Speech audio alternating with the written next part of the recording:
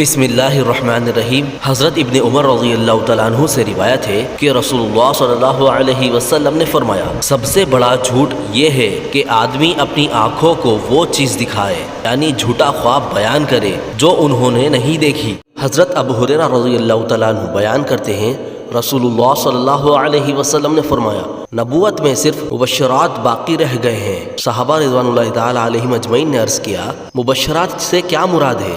آپ صلی اللہ علیہ وسلم نے فرمایا، اچھے خواب۔